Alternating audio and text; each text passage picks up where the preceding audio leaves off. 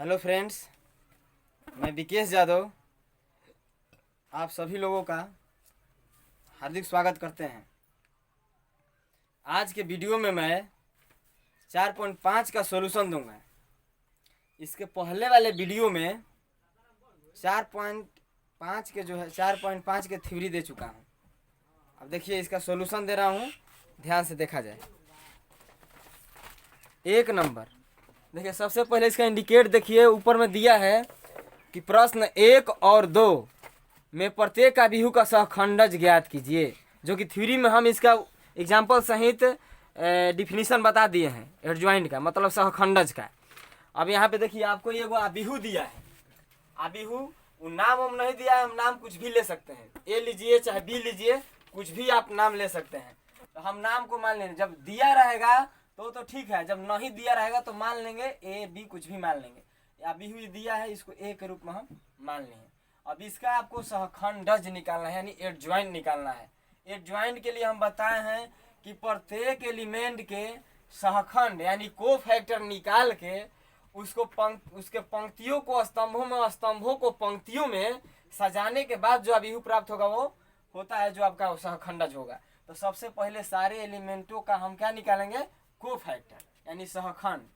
तो सहखंड 2 गुना 2 का हम डायरेक्ट निकाल सकते हैं, और चाहे आप माइनर निकाल के भी निकाल सकते हैं फार्मूला द्वारा। तो देखिए यहाँ से सॉल्यूशन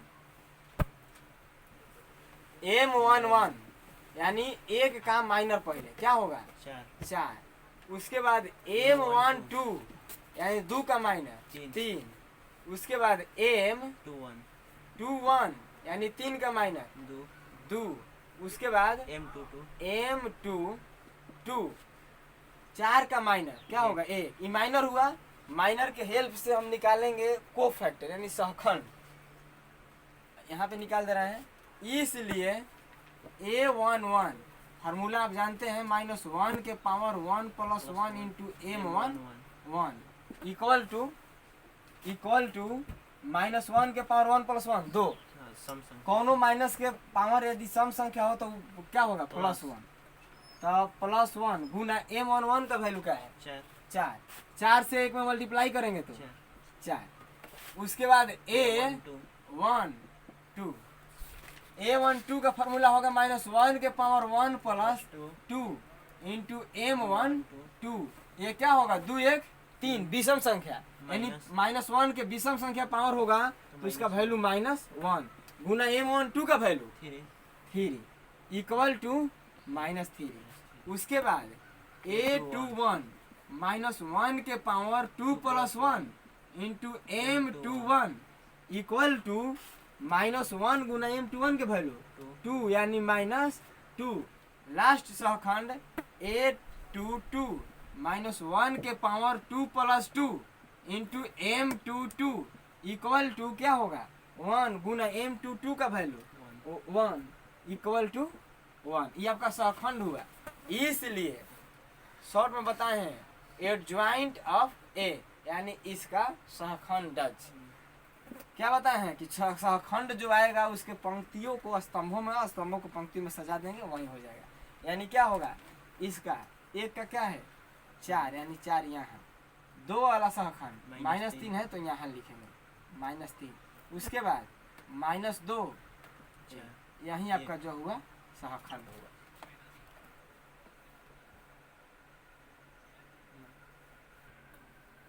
अगला क्वेश्चन जैसे 2 नंबर, 1 नंबर बनाए 2 गुना 2 कोटि का था। 2 नंबर है 3 गुना 3 कोटि का। इसका आपको सहखंडज निकालना है। क्वेश्चन आपको दिया है इतना, हम एक के रूप में इसको मान लिए। सबसे पहले सहखंड निकालने के लिए उप सारणी की जरूरत होता है, तो उप सारणी हम यहाँ निकाल दिए। उप सारणी मतलब प्रत्येक, मतलब एक का उप सारणी का मतलब M11 हम पहले इसका चर्चा कर चुके हैं।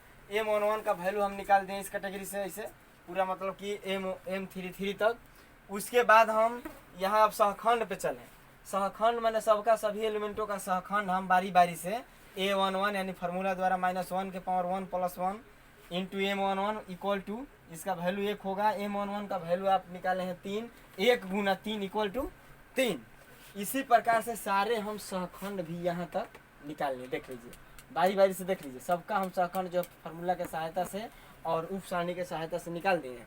उसके बाद आप सहखंडज का जानते हैं, एडजॉइंट मतलब एडजॉइंट निकालने के लिए आपको सारे एलिमेंटों के जो सहखंड हैं उसको पंक्तियों में जो है उसको स्तंभों में, स्तंभों वालों को पंक्तियों में सजा देना है। तो आप यहाँ पे देखिए सारे हम सहखंड जो है यहाँ से है इतना, ये पंक्ति का है, पहला पंक्ति का तीनों, तो इसको पहले स्तंभ में एडजस्ट कर दिए हैं। उसके बाद दूसरे पंक्ति वाला दूसरा स्तंभ में एडजस्ट कर दिए हैं, तीसरा पंक्ति वाला तीसरा स्तंभ में, यही आपका जो है सो ए का सहखंडज हुआ। नोट कीजिए। देखिए तो 3 नंबर क्वेश्चन आपका है, 3 नंबर में दिया सत्यापित कर। 3 नंबर और 4 नंबर एक ही जैसा है, 3 नंबर हम बना दे रहे हैं, 4 नंबर जो है आप घर में बनाइएगा, 3 कोटि का है उसी प्रकार है। आपको इसमें कह रहा है ई वाला जो सिद्ध करना है, प्रूफ जो है हम नोट में भी दिए हैं, इतना और इतना इतना का वैल्यू जो है सेम होता है। कहने का मतलब कि कोई भी अभी हो चाहे उसके एडजॉइंट उल्टा रख के चाहे सीधा रख के मल्टीप्लाई कीजिए, उसका वैल्यू बराबर रहेगा, या उसके डिटर्मिनेंट में उसी कोटि के तत्सम का भी उसे गुना कीजिए तो वैल्यू इक्वल आएगा। तो यहाँ आपको दिया है 3 नंबर में ए बराबर इतना, मतलब कि एक बार बिहू इतना है उसको हम ए मान लिए।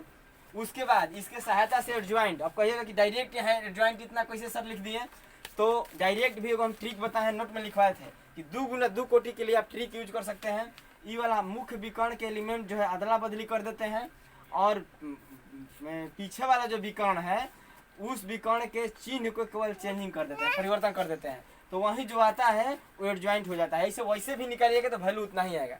एडजॉइंट का हम व्यवस्था कर लिए। अब आपको 3 गो पक्ष है, इसमें 3 पक्षों में तो यहाँ एडजॉइंट आपका निकल गया। अब तीनों पक्षों में से हम पहला पक्ष को यहाँ उठा लिए। प्रथम पक्ष में आपका ए इंटू एडजॉइंट ए है, ए के वैल्यू हम पहले मतलब कि दोनों को गुना आपको करना है। ए के वैल्यू इतना है, ए के वैल्यू यहाँ रख दिए, एडजॉइंट ए का वैल्यू इतना हम निकाले हैं उसको रख दिए। आबिहू का गुणा आपको यूनिट 3 में ही मैट्रिक्स में ही सिखा दिए हैं।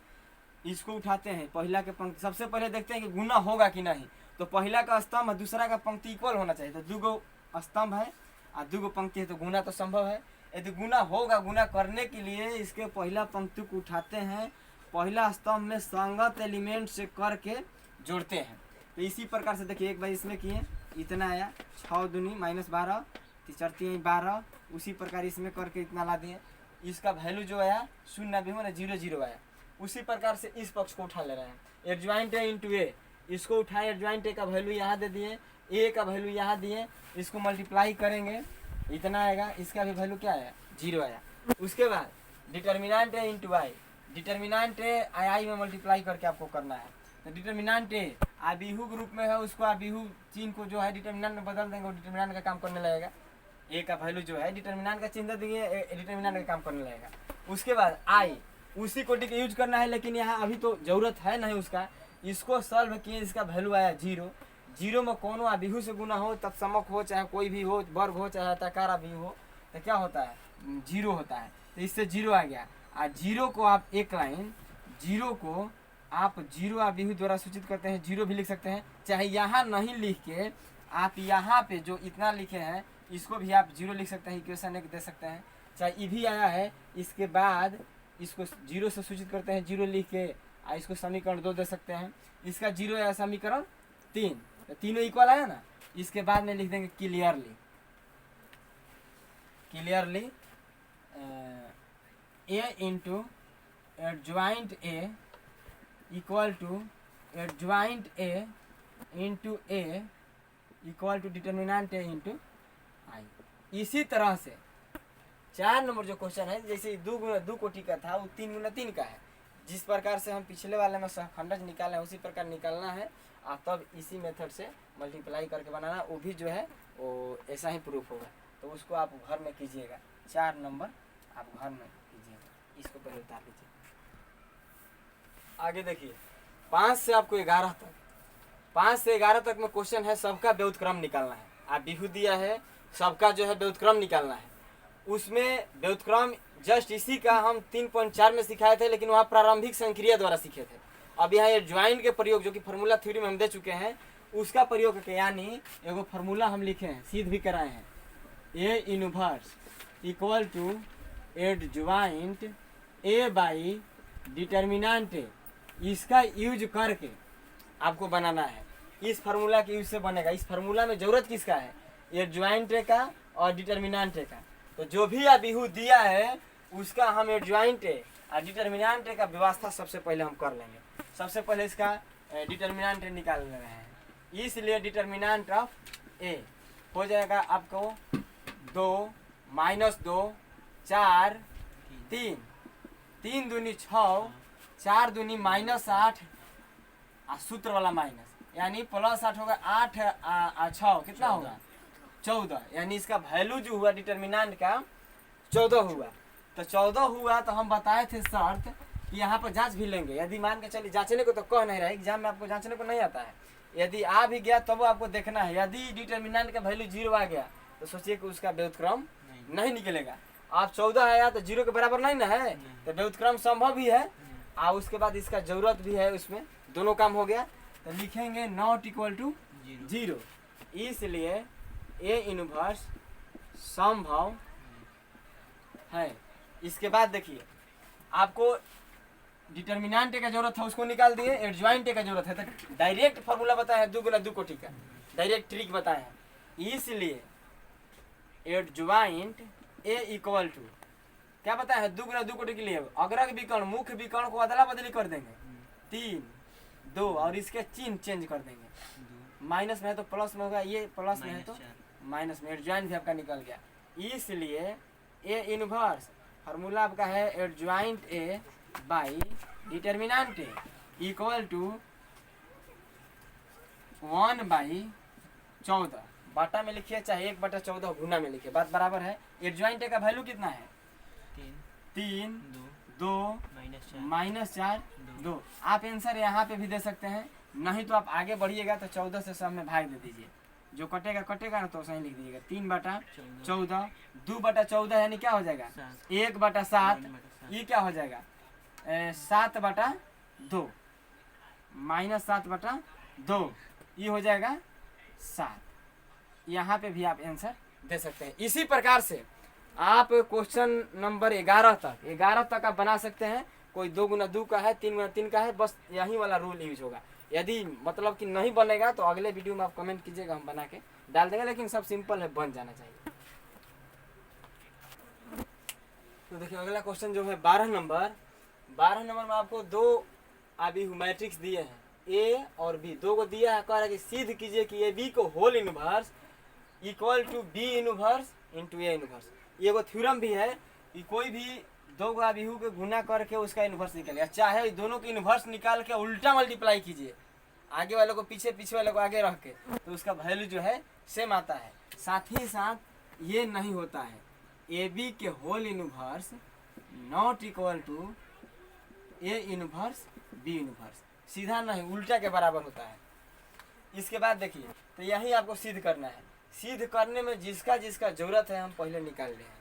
सिद्ध करने में आपको जरूरत है, मान के चलिए ए इनवर्स बी इनवर्स यदि निकालेंगे तो उसमें दोनों को एडजॉइंट का, दोनों को इनवर्स का जरूरत है। दोनों के इनवर्स का इनवर्स निकालने में एडजॉइंट का जरूरत है, एडजॉइंट निकालने में डिटर्मिनेंट का जरूरत है। तो दोनों को अलग अलग डिटर्मिनेंट निकाल लिए।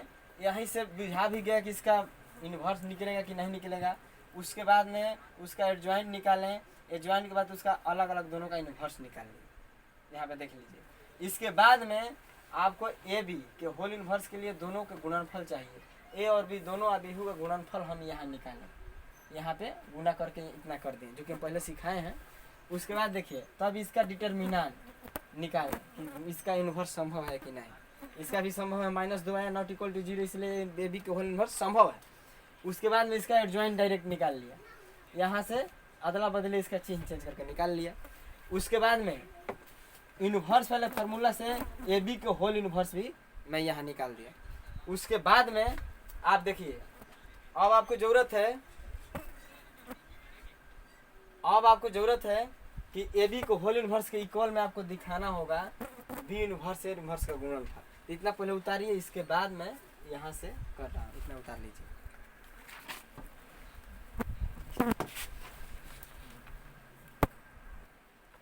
उसके बाद आपका LHS है ए बी के होल इनवर्स, तो इसका वैल्यू मैंने यहाँ निकाल दिया था। इसका वैल्यू जो है इतना। RHS में है B inverse into A inverse, B inverse का वैल्यू 1/2 इतना हम जो कि पहले निकाले हैं। इसके बाद में ए इनवर्स का वैल्यू यहाँ रख दिए 1/2 ज्यों के त्यों लिखे। इस दोनों में दोनों आबिहू में गुना करके इतना लाएं। इसके बाद में यहाँ सॉल्व कर दीजिए, इसको ऐड कीजिएगा, मैं कैलकुलेट कीजिएगा, इतना ही आएगा -61 87 47 और जो है -67। Clearly LHS equal to RHS proof.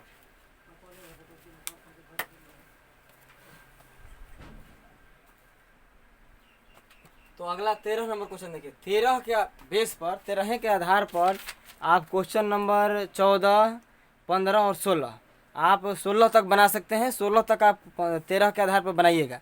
तो 13 नंबर देखिए, 13 नंबर में दिया है ए इक्वल टू इतना, तो इसके सहायता से ए बराबर इतना दिया है, तो सबसे पहले आप सिद्ध कीजिए कि A square minus 5a plus 7i equal to 0। सबसे पहले आपको ये सिद्ध करना है कि इतना का वैल्यू जो होगा 0 होगा।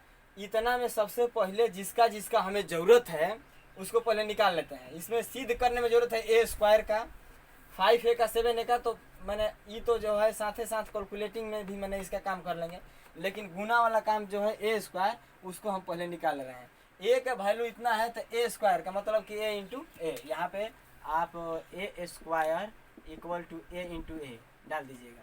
उसके बाद ए का वैल्यू रख के मैंने गुना किए, गुना करने के बाद इतना है, आबिहू का गुणन है। इसके बाद में LHS को हम उठा लिया। LHS को उठाने के बाद में ए स्क्वायर का वैल्यू यहाँ पे 5 है तो 5 इंटू ए का वैल्यू जो दिया है ए आबिहू का, उसके बाद प्लस 7 इंटू ए का इंटू आई है, सॉरी यहाँ आई है, यहाँ क्वेश्चन में आई है, सुधार लीजिएगा 7i, आई का वैल्यू तो मैंने बहुत सारा तत्समों का भी होता है, लेकिन इसमें देखेंगे कि कितने कोटि के साथ में है। जितने कोटि की आवश्यकता होगा उतना ही कोटि के आप तत्समों का भी दे देंगे। तो ये सब जो है 2 गुना 2 कोटि का है, तो उसी आधार पर 2 गुना 2 कोटि का तत्समों का भी यहाँ ले लेंगे। इसके बाद देखिए इतना जो कहते हैं 5 से मल्टीप्लाई कर दिए प्रत्येक एलिमेंट में, यहाँ 7 से कर दिए प्रत्येक एलिमेंट में, इतना हुआ। इसके बाद कैलकुलेशन करने के बाद आपका 0 0 0 जो हुआ सो आपका 0 0 0 यानी शून्य भी हुआ 2 गुना 2 कोटि के। उसको या तो शून्य 2 गुना 2 लिख सकते हैं या 2 लिख सकते हैं, और नहीं तो आप शून्य भी लिख सकते हैं।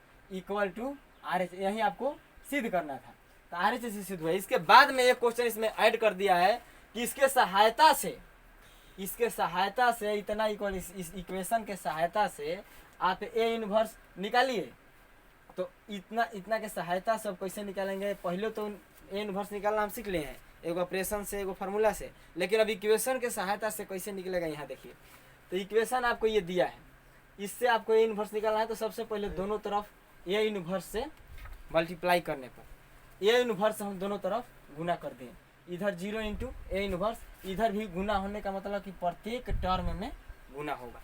यहाँ ए इनवर्स यहाँ भी सब में कर दिए। इसके बाद यहाँ ए स्क्वायर है उसको ए इंटू ए लिख सकते हैं, ए इनवर्स के साथ लिख दें ताकि वो फार्मूला होता है ए इनवर्स इंटू ए बराबर आई, सूत्र बन गया, यहाँ लिख दें। इसके बाद इसका वैल्यू यहाँ आई, इसके बाद यहाँ ए इनवर्स ए का वैल्यू आई, यहाँ पे ए इनवर्स बचा। कोई भी आबिहू में उतना ही कोटि के तत्सम का भी से गुना होगा तो उस आबिहू में कोई चेंजिंग नहीं आता है। तो यहाँ आई अपने आप विलुप्त हो गया, चाहे आप रफ में करके देख सकते हैं, वो प्रभाव नहीं पड़ेगा, ए इनवर्स में आएगा, चाहे नोट में हम दिए हैं। इसके बाद देखिए इतना हुआ, इतना के बाद इतना वैल्यू लिखें। इसके बाद 7 ए इनवर्स को इधर लिखे, बाकी सबको उधर ले गए। उसके बाद आई का वैल्यू यहाँ दिया, ए का वैल्यू दिया, कैलकुलेट करके इतना लाएं। इसके बाद 7 इधर गुना में उधर जाएगा तो भाग में, तो यहीं आपका ए इनवर्स इसके सहायता से निकल गया। यहाँ तक प्रूफ था, यहाँ के बाद यहाँ जो है सो इनवर्स था इक्वेशन की सहायता से, नोट कीजिए। तो इसके बाद देखिए 14, 15, 16 जो है 13 के बेस में बना लीजिएगा। देखिए आगे आपका 17 नंबर में कह रहा है कि 3 गुना 3 कोटि का एक आबिहू है, तो उसमें एडजॉइंट एक डिटर्मिनेंट का वैल्यू निम्न में से क्या होगा, ऑब्जेक्टिव है। तो आपको देखिए सबसे पहले एगो सूत्र याद रखिएगा कि जितने कोटि का होगा और उसके डिटर्मिनेंट में जाएंगे तो उसके पावर जो है एगो कम हो जाएगा। एन कोटि का रहेगा, मान के चलो एन कोटि का है, यहाँ पे जो है एन गुना एन का है, तो ये सूत्र हुआ n-1। तो उसी प्रकार दिया है कि 3 गुना 3 कोटि का आबिहू है, तो डिटर्मिनेंट ऑफ एडजॉइंट का वैल्यू निम्न में से क्या होगा। तो आपको डिटर्मिनेंट ए के पावर n-1 यानी n का वैल्यू 3 काम कर रहा है, 3 में से 1 घटेगा 2 यानी इतना होगा। आंसर नंबर कितना पर है? आंसर नंबर आपका जो है सो B, answer number B. 18 number देखिए, कह रहा है कि इतना का वैल्यू निम्न से कितना होगा, इतना तो होगा। इसी प्रकार इतना न लिख के आपको इतना भी लिख सकता है, दोनों एक ही चीज़ है। लेकिन अब यहाँ पे देखिए अब कैसे होता है, या we know det A inverse A बराबर आई, आप जानते हैं फार्मूला है कि कोई भी आदि हो और उसके बहुत क्रम से गुना करने पर आई के इक्वल होता है। उसके बाद दोनों तरफ यहाँ पे लिखना है तो लिख लीजिएगा, दोनों तरफ सारणिक लेने पर, दोनों तरफ सारणिक लेने पर सारणिक निकाल दिए, इतना हुआ। उसके बाद में सारणिक में ऐसे लिखिए चाहे डेट ए इनवर्स की बात बराबर है, तो डेट ए इनवर्स लिख दिए, फिर इसको डेट ए लिख दिए। कोई भी तत्सम का बिहू के सारणी का वैल्यू 1 होता है, ठीक ना, थ्योरी में हम शुरू में बता दिए हैं। कोनो तत्सम का बिहू का मतलब है जिसका सारणिक 1 हो उसे तत्सम कहते हैं। उसके बाद देखिए det A inverse into det इतना लिखिए चाहे इतना लिखिए।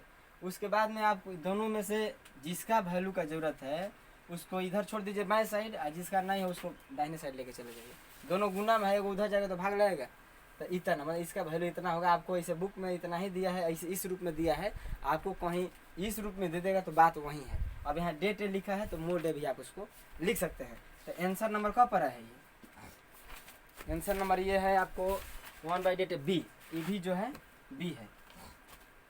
तो थैंक यू। इसके बाद अगले वीडियो में मैं 4.6 का थ्योरी जो है डालूंगा।